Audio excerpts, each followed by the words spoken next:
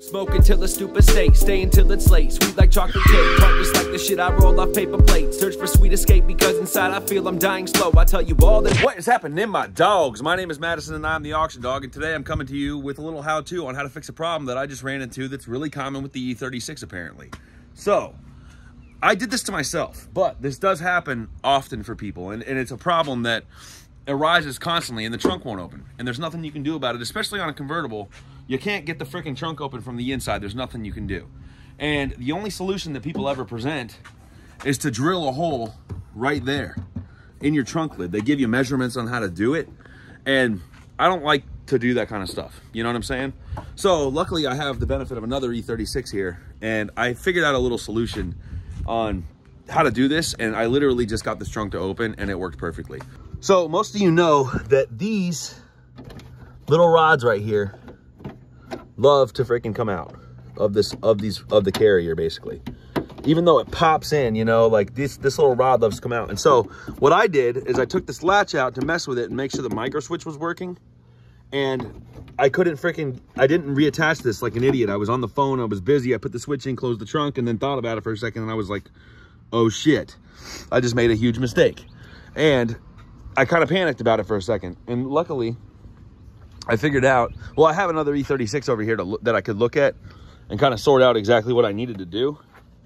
And that really saved the day, frankly, because I was able to pull it apart and then look at the latch. As I was saying, my problem arose with this car because I'm having a problem with the convertible top, okay?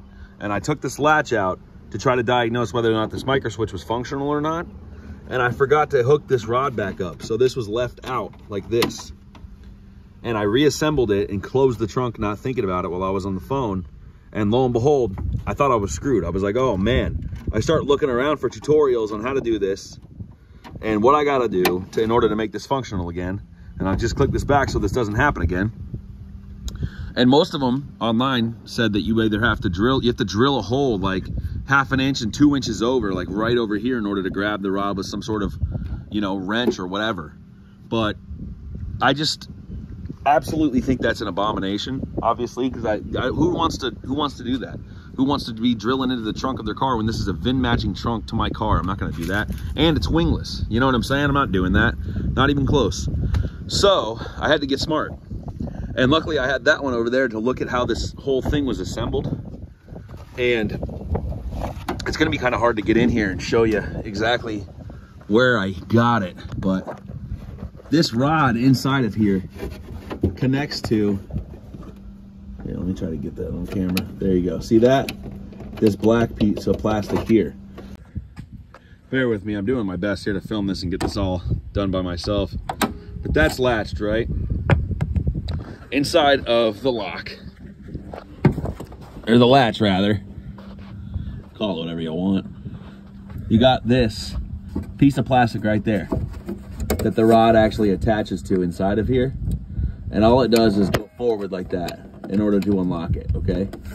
So, I saw that on the other side, and I started poking around to figure out how I could get into this thing, right? And so I pulled, these had little spacers that your license plate screws into, and I pulled them out of the lower sides, right? And this one is within a decent range of that black piece of plastic, right?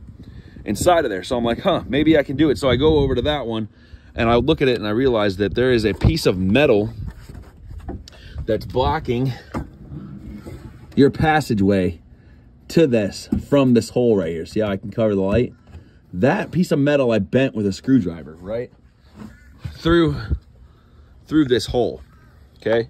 Pushed it in here, bent that piece of metal back, okay?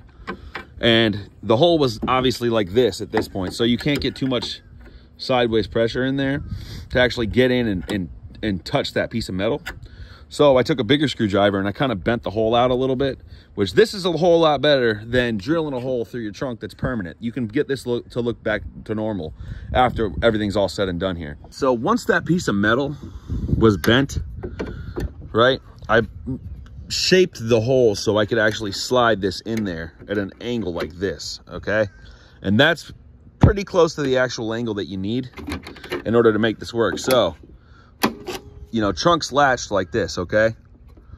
I'm gonna stick this in here and we'll flip sides. Right? And you can see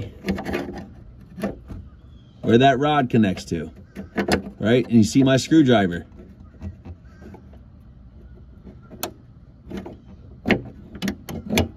Wait, boom, trunk's unlatched. So I was able to do that with the trunk closed. Know what I'm saying?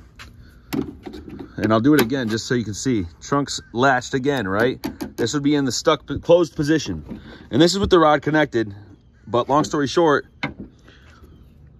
you can stick a screwdriver into that hole sideways like that, right?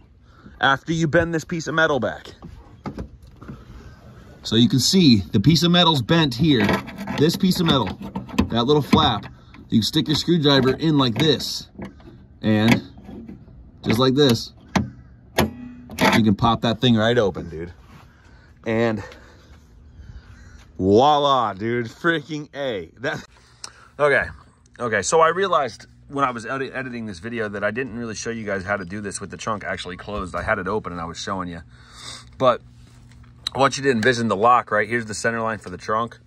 The latch that you're trying to hit is basically like right here. This is the latch is about this size, or this, you know, it fits like right around in this area, right? And that little knot that you're trying to hit is right here. And so you stick the screwdriver in just like this. I'm right on it. See? Boom. Popped it open. Just like that. So you just need a long, thin screwdriver. And you can get right in there at the right angle. Oh, I can feel it. Oh, there you go. Popped it. Done. That's how you get into your trunk without having to drill a friggin' hole in it. That thing opened up and I shit a brick, honestly. It made me so excited that I was able to get this thing unlatched without having to drill a hole in my trunk. And I know that this is a common problem for E36. It happens all the time. They tell you to take that rod and bend a U in it so it doesn't happen to you while you can still open your trunk. I didn't have to, I mean, I probably am going to do that, but both of my clips are pretty good, so I'm not too worried about it right now, but freaking A. So if you guys do have any questions about that, drop some comments down below. I'm down to coach you guys a little bit. Excuse me, it's kind of polleny out here during this season in Florida. And yeah, you know, if you do have any questions about how to do that or have any ideas or whatever else to make that a little easier, drop some comments down below. Let me know if you like the video too. If you're new to the channel, consider subscribing. I am an auto dealer down here in Florida, but I do buy specifically BMWs a lot of times. So this is my E36 M3 Astoral Blue. This is a Technoviolet convertible I just bought. That's a 635 CSI I just bought. And then that's my 5 Series Touring out there that I use for a work pig, you know? So that's basically how I run it. And I do buy and sell a lot of cars per year. And honestly, it's been a really good year so far.